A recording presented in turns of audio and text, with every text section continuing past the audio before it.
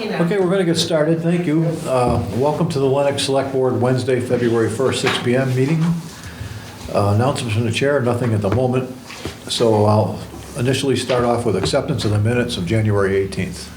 I move to accept the minutes from Wednesday, January 18th. I'll second that. All in favor? Aye. Citizens Open Forum. Who's here to chat with us? No? No, we're just here to say hi.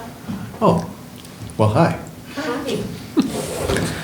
Okay, so these guys would like you to take up a little of the time in this meeting if you could, We have because they another have at meeting. 7 o'clock. Or you can go fast enough that we can That's true. go get something done. Yes. And come back All right. fast. So There you go. Okay. Okay, great. Let's go to the consent agenda. Yes. We have a one-day wine and malt license request from the Community Access to the Arts. They would like a one-day wine and malt license for Wednesday, February 15th, from 5 to 7:30 p.m. at the Lenox Library for a poetry reading and an art exhibit reception.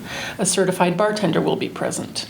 There's a request to use Lilac Park from the Chamber of Commerce. They would like to use Lilac Park for the Lenox Loves Music series on the following Sundays from 3 to 6 p.m. May 28th, June 4th, June 18th, June 25th, September 3rd, September 24th, October 1st, and October 8th, 2023. I'm going to put a hold on that. Certainly. And there is a Mass Audubon is seeking permission to stage a 5K and 10K trail race/walk in Kennedy Park on Saturday, June 25th from 9 a.m. to 11 a.m.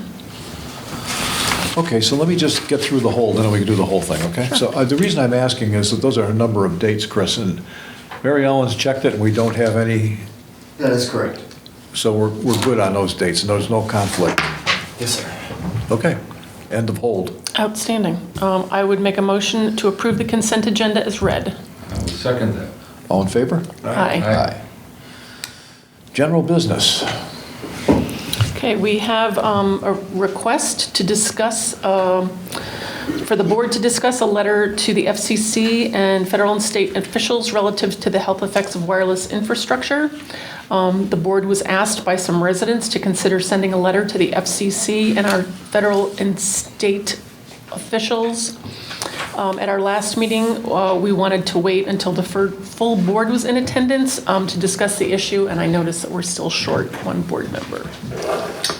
We also, we had a draft letter, Correct. and I believe the planning board wanted an opportunity to look at it, tweak it if necessary, because, to meet the requests that they have for clarity, which we might not be aware of.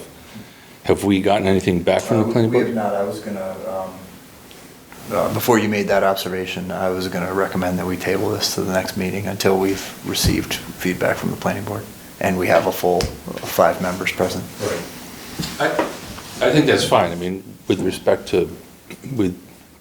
out of respect for Warren, I wouldn't want to hold this up indefinitely, because I know he's,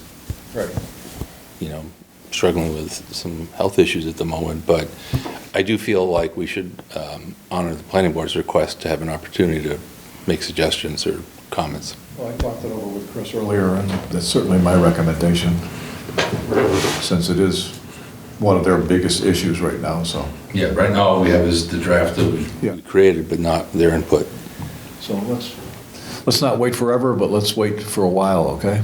Understood. Okay. So next is, Chris is going to lead us through a little bit of the budget discussion tonight. I know we're not going to get into depth on it, but why don't you help us out here? Sure. So we've gone from the preliminary stage to the request stage. We've got our, you see the color reminders are green, apropos of absolutely nothing. But the total amount to be raised is now $32.8 million, and we since the preliminary stage of the budget, our office has backed off of some of our more aggressive recommendations that at the with the advice of both the Board of Selectmen and the Finance Committee. So we've restored some of the initial reductions that we had proposed there. And simultaneous to that, we had some good news on health insurance rates last 2 days ago, so Monday, and that's been factored into the school request.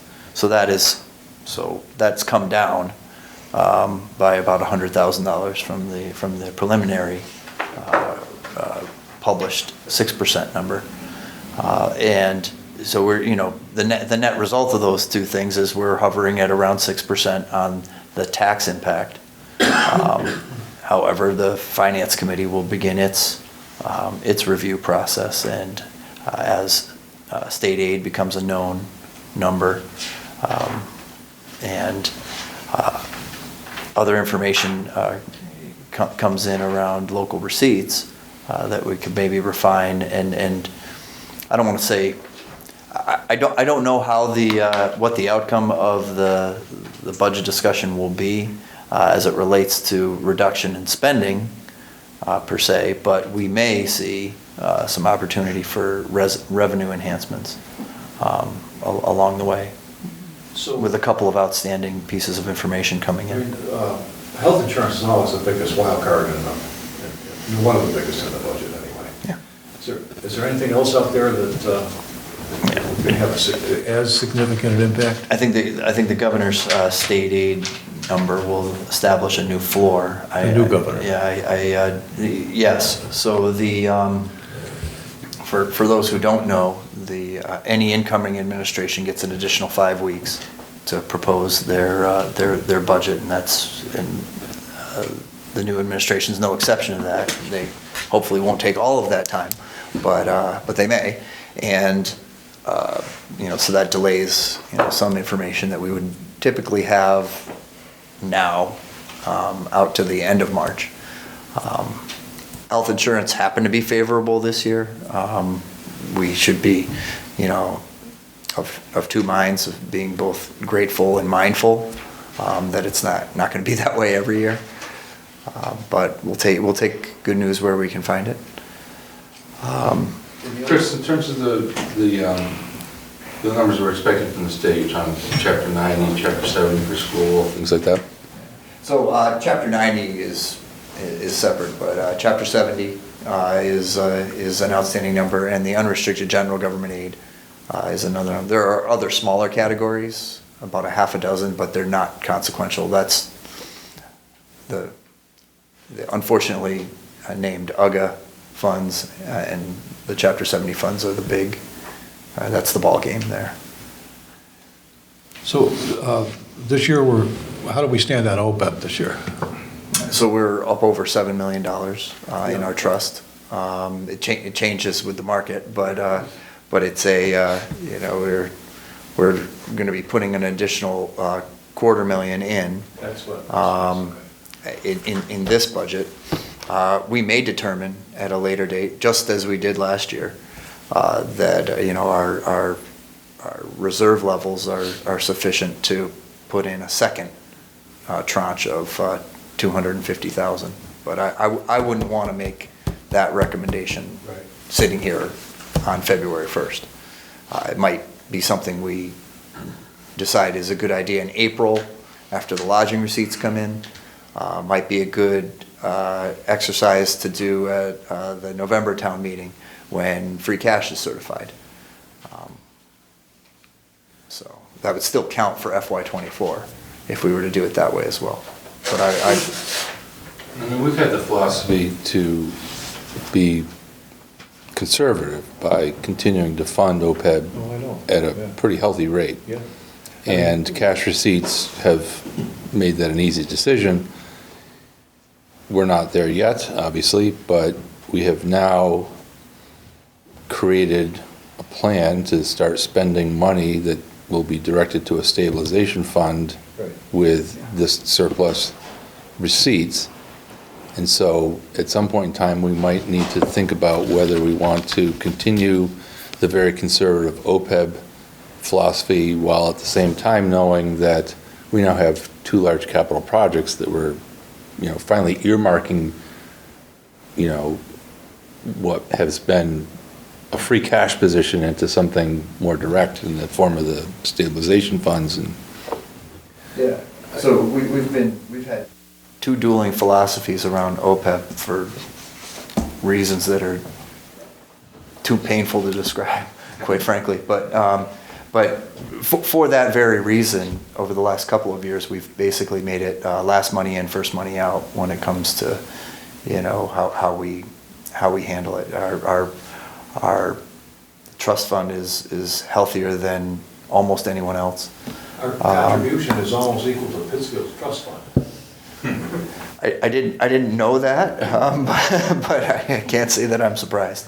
We've reduced our contribution in the past couple of years. By quite a bit.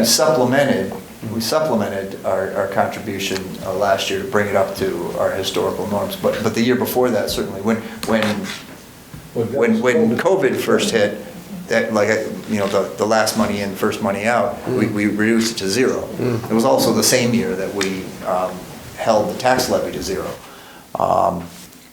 And then we did 250, and then last year we went in for 250, and then there was a second tranche of 250 for this fiscal year. I know that we seem to be we started this 12 years ago, but we seem to be in reasonably good shape. I worry a little bit about the other communities and what they're going to do, because somebody's going to have to pay the bill. Yeah. You know what I mean? So, I mean, if you've got employees that are just retiring now and no provision to fund their other benefits, given Proposition 2.5, I don't know how in the heck you're ever going to catch up with that. Right. Yeah, I mean, it's a fundamental principle of accounting to account for all of your liabilities at the time that the service is rendered, right? You don't want to be paying health insurance for a town manager who, 30 years from now, whose last budget presentation was 25 years ago, right? And that's what you do when you fund retiree health insurance, which is why we have the OPEB trust. On the other hand, if you were to take if I were a game theorist, which I'm not, you got to believe that when other municipalities start to run into trouble with the very problem that you're describing, there'll be, someone will have to step in, and Lenox will be able to survive on its own long before the time comes when others will have to step in. That's not a very comforting answer, but I think it's the truth. I can't. People are retired longer than they've worked for the town. That's the issue that we're getting into now. Policemen can retire at 55, and life expectancy is another 30 years, almost. So that's a lot. That's a lot of cash that the towns and cities in the Commonwealth have to fork out. Well, it's a. We're living too long. Well, yeah, which I guess a good thing, but it's one of those. It's one of those discussions you can have, and I think we're doing the right thing. Oh, I think so. Taking care of our employees the way we should take care of them. Other towns aren't. Is it going to be okay? Somebody's going to come in and bail out the other communities? Are we chumps for paying this ahead of time? They did in Rhode Island. You just don't know what the right answer is as far as that goes. Yeah. I'm not inclined to bail out of it. Oh. So, but Lord knows what's going to happen way down the road. Well, I'm certainly all in favor of putting everything we can into OPEB. Because to put it into context, yes, there's over $7 million in the trust because we've been wise. We've put our trust with the state pension system. It's not in a CD or a savings account. But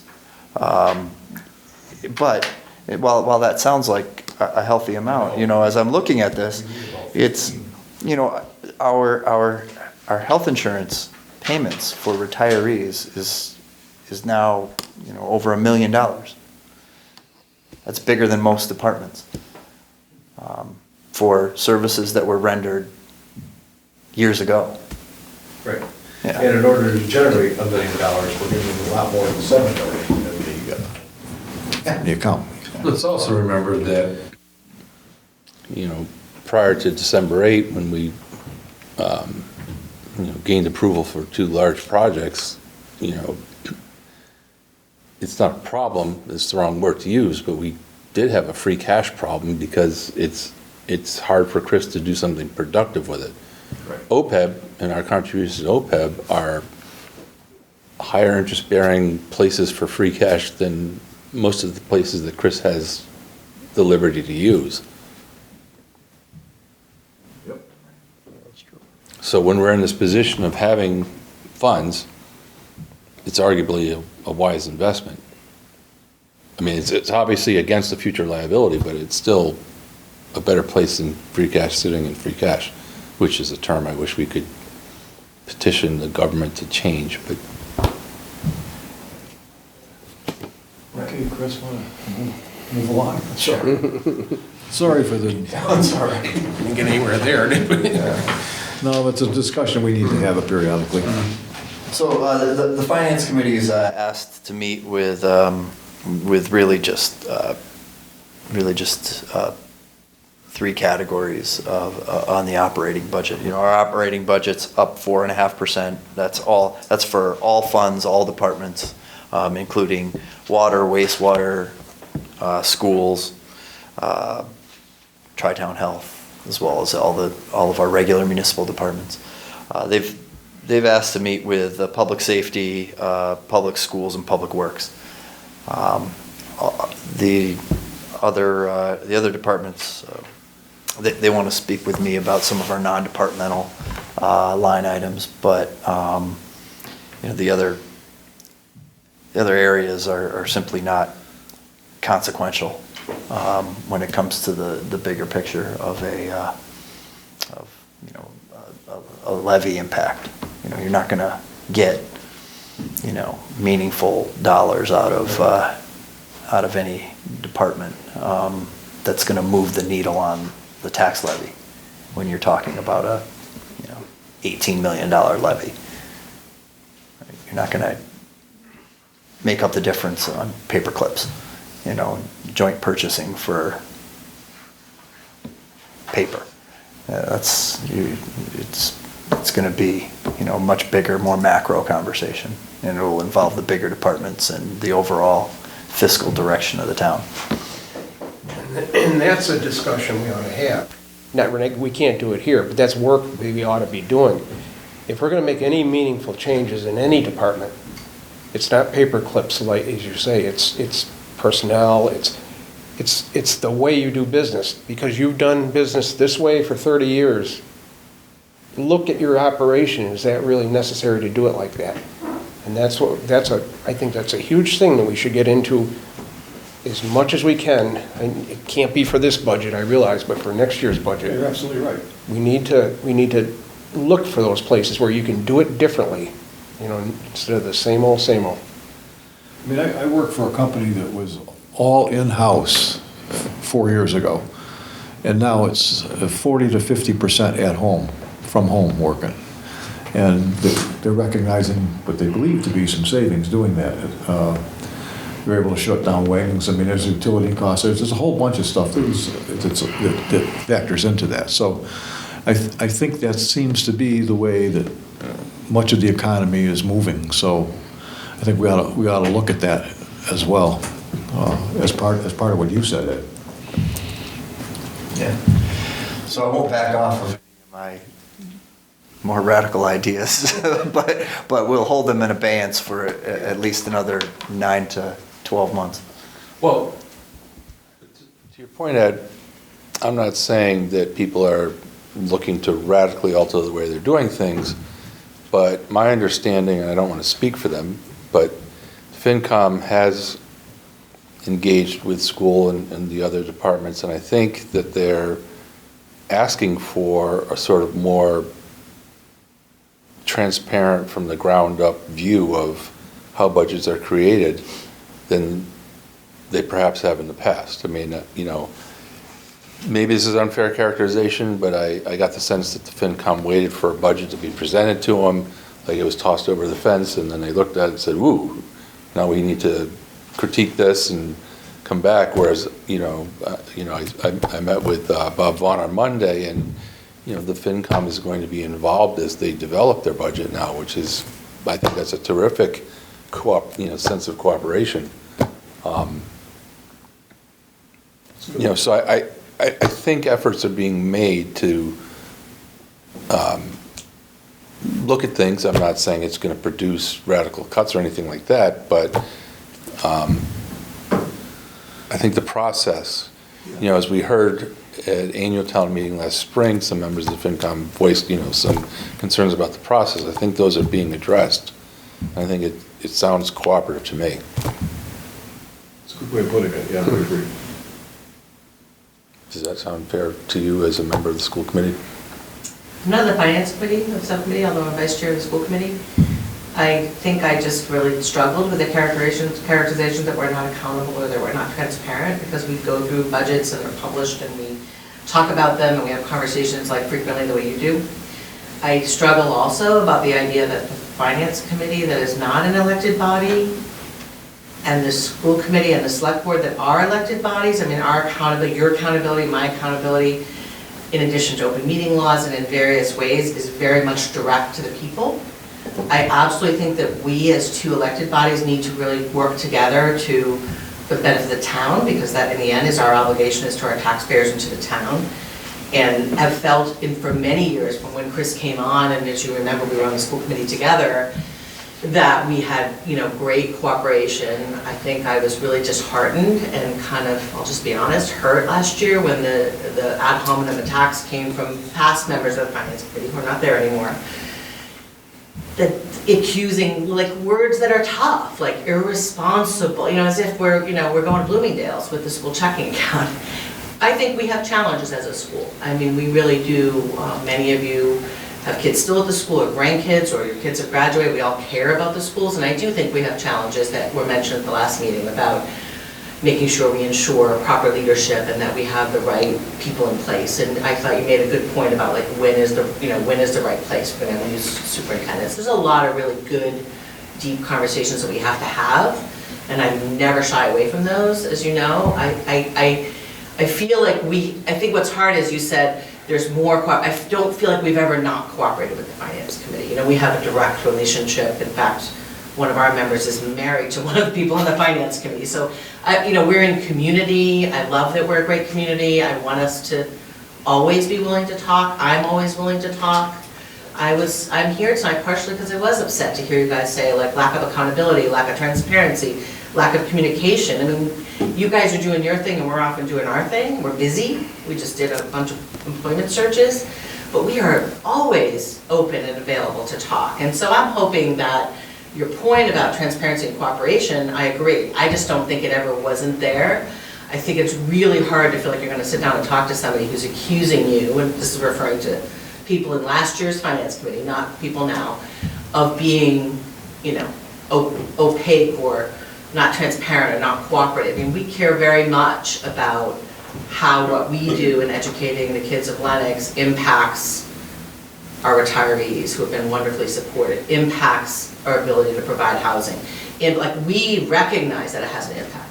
And we also want to provide the best possible education for kids that we can with a responsible budget. So we share that feeling about it, and sometimes we might not land in the same place, but I just wanted to say, so. Well, okay, so. So I really do feel like we are always transparent, so. Let's take a deep breath. I was commenting that I thought things were positive and moving forward in, transparent and cooperative way. I don't think that complimenting what's going on now and going forward necessarily accompanies a criticism of the past. I made no reference to critiquing the past, and I don't think you're here on stand to defend the school budget in any way. I'm not attacking it in any way. And I was simply commenting that I think that how I've seen Dr. Eberwein's, 90-page pre-presentation and the work that I heard from Bob, that's going on with the FinCom in my meeting with him on Monday, all sounded like positive things. And I was really trying to focus on, hey, that's a good thing.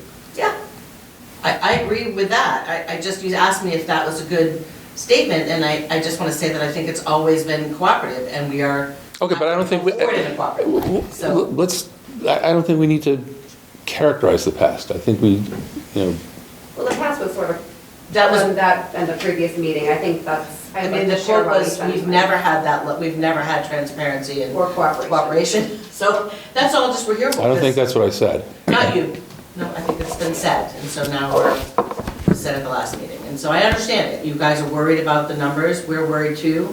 And I think it's good. We've got some good information, and I think, we're gonna keep working positively going forward. That's what these months are for, all about the budget and rolling up our sleeves. So I'm happy, we're all happy to do that. And we're looking at some hard decisions about things our kids need and figuring out how we're gonna pay for that, and hopefully maybe even for some grant funding for some things. Like we said, we'll see with the governor's budget, she's acknowledged that there's some hard stuff happening in schools that we're trying to tackle, so hopefully we'll land there, and that's always great when we show up at town meeting and we're all on the same page. Can I That's, go off that, subject? I'm sorry. Oh, okay. No, I just wanted to say, that's exactly what, No, you- can I, that's exactly what I'd love to see, is us get back to where we were a few years ago. We had a pretty good relationship, and we want to get back to that point where we work together at it. If you're not working together, you get nowhere. And there's a lot of things in the future that need to be done with the school department. I understand that, and we need to work together to get to that point. Nobody here is anti-school or anything like that, not at all. That's the farthest thing from anybody's mind, so I'm glad to hear you say that, Ronnie, though. Yeah, absolutely. So let's work at Ronnie, it. when we had joint meetings at Yeah. one point, I mean, that was years ago, but we used to have joint meetings between the school committee and the select board. Yeah. And I think to some extent they were productive. I think that it encouraged transparency when we sat around a table and we discussed what our needs were and what you discussed what your needs were. I'd like to see us perhaps get back to some of that too. I agree. You know? And I do think, I'll just say this one other thing that I think is a goal in my role in the school committee, like we have to kind of figure out all of our different goals, is to offer more opportunities for community meetings that are not just town meeting. So when community members who do not have kids in the school feel like they have questions or they want to know, they just want more understanding, that they can come to our meetings, but those are pretty boring. But we hope to schedule a few community forums too, for just the community to say, come, That's a ask good us idea. whatever you want to ask about what's happening, so that it's not just tied to town meeting and please vote for us. And I so love that. That's one of the That's first something things I think we need to do I do. more. That's one of the first things I said to Bob is, Jake's presentation is phenomenal. And the first half of his, PowerPoint presentation ought to be delivered to the town like a state of the union about school, because it's very positive. Yeah. And it doesn't have to be just so that we can get our budget approved. To me, it sounds like that'd be something the town ought to hear, because they ought to be proud of their school and see what great things are happening. And we're extremely fortunate with the resources in this community of businesses, retirees, community members who do not have a payroll or anything at our school, who contribute time, energy, and support, and we're very, very, very grateful. So we do know that we owe that, we owe that carefulness and we owe the transparency, and we do believe that we're doing that, but to the extent that we can do better, I think we always want to, and that's sort of the main reason why I came. Just wanted to be like, we're here, Okay. we'll do it, Can I go off topic, the meeting topic, and ask you a couple of questions? Yeah. The roof at the gym at the school, it's in deplorable condition. They've had to cancel basketball games lately. Is there any? I will tell you that, so I'm not on the building subcommittee. You can answer, yeah. Oh, I was gonna good. say, I can't answer that, but I know. Yeah, so I was in contact with Bob Munch, who is a member of the school building committee. Yeah. I believe he had a meeting with Dr. Eberwein Friday. There was a game canceled that had to be held at Lee instead because of the Right, conditions. exactly, yeah. And it's being placed pretty highly from what I hear. Again, I'm not on that subcommittee, but I was approached by a community member and, on their behalf, reached out to All right. Mr. Munch, who tells me he's on it, but I will follow up on that. Okay, but if you need any help, don't hesitate to contact Chris, too. Yeah. Great. And Dr. Evelyn said that they're prioritizing that. Yes. I just can't tell you. And my who's doing other what. question Yes. is that, I don't expect you to be able to answer it, but I expect you to have it in your mind, is with the announcement of the Pittsfield schools as to how they're going to restructure, how do you feel that may affect choice? Yeah, I mean, we're going to have purely, and their announcement was that they're going to be able to offer a lot more electives at the Pittsfield High School for the other students that they haven't been able to do in the past because they were split. Yeah, I think it'll be interesting to see. If you saw our presentation about school choice, at this point, based upon the census that we have of students, we have very few openings for choice students Right, in I know. any event. I know. So I'm not sure. And we do have quite a few Lenox students who have taken advantage of the Taconic, Well, I hope so, yeah. program. So we do have some students going there for, purely for the vocational part of it. That's what the students are there, and they are under the vocational. But it's something I think we'll look at.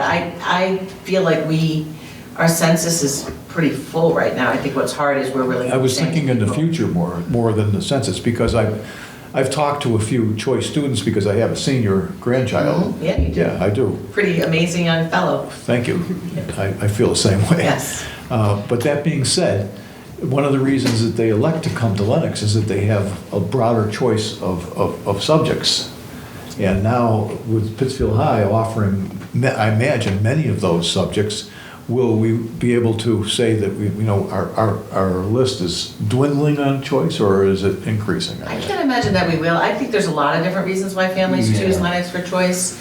I actually think Pittsfield also offers an excellent education. I don't think it's a question of that there isn't a great opportunity for education there. We do have some students who choose to be there for different reasons. I understand. But I think at this point, we've got a pretty strong. Okay, that was just program. something I wanted to Yeah, throw out we there, all because are I think always something looking we at need to that, think though. about. Yeah, Because we're always- maybe we have competition. It's a good point, and I'm clearly out of date now, but having been one of the, flag bearers for being a school of choice and continuing it, when we built that choice presentation X number of years ago, my sense that from then was that I don't think that a mere lack of diversity in class choice was in any way why people chose to come here. I mean, maybe it has a small effect, but I think there's a broader set of reasons that the choice families pick Lenox. I think, I'll say one more thing, I do think that right now our lack of openings may impact, we also have lack of real estate, but, there is a pretty high demand, people still wanting to have their kids enrolled in Okay, school. that's all I wanted to Thank you, throw out but I think there. it's No. always a good conversation, we're always looking at it too. Yeah. Figuring out what's the best balance, again, for the community of Lenox. Thank you. Thanks.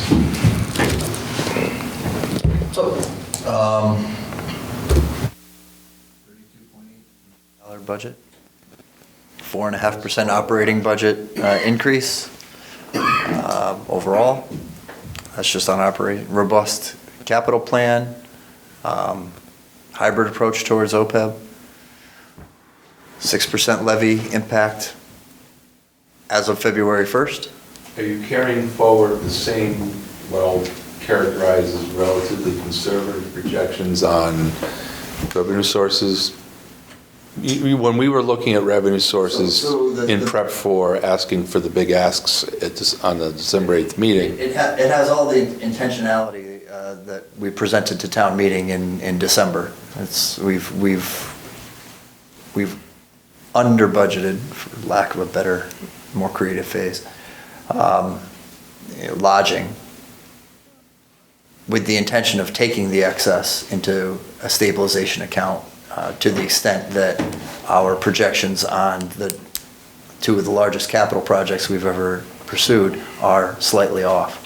Because at $70 million, slightly off is real money. So we don't want to be wrong. So we haven't deviated from that plan, but I think the strategy would be to appropriate in November, create the stabilization fund at this town meeting, appropriate it towards it in November after our undesignated, unreserved general fund balance numbers are certified as free cash.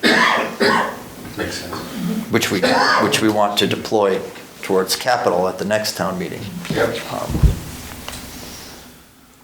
Well, you know what my feelings are about budgets. And, certainly I'd like to see the least impact on our senior citizens on the tax rates. I know that we have to fund these things. We've talked about it in the past, but 6% is a lot of growth, is a lot of money, and it's going to have to be funded. And I don't want to see an undue portion of that have to come down onto the senior citizens who are on fixed incomes and trying to live and enjoy the life in Lenox. So let's keep that in mind as we move forward as well. Anybody else have anything? I don't. You good? Good. Neil? No, good. All You've clear. been uncharacteristically quiet. Yeah, well, I concur with everything you guys have said, and there's no need to add fuel to, I agree with you. I agree with Ronnie that both boards are being very fiduciarily responsible in our own ways. I don't think that anyone's doing anything under cover of darkness or in any kind of an opaque manner, and I think that, moving forward, we're going to do just fine. And I so appreciate all of the work that the committee and everyone in the school department has been doing in selecting new principals, new superintendents. It has not been an inactive sphere on that side of the hallway. So I'm going to be really happy when the dust settles, just like you guys will be. And I think that we're moving forward really well with Dr. Eberwein and Dr. Ames. I think he's only in his second week. Hopefully, we have a good semester and things will continue apace. Thank you. Okay, so I'll finish up by saying we're early in the budget process. This is a great way to kick it off.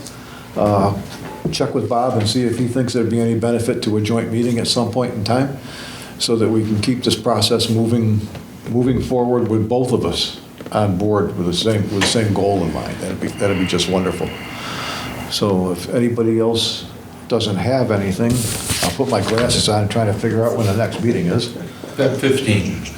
February 15th, 6 o'clock. I'll entertain a motion to adjourn. So moved. Seconded? All in favor? Aye. Aye. Thank you.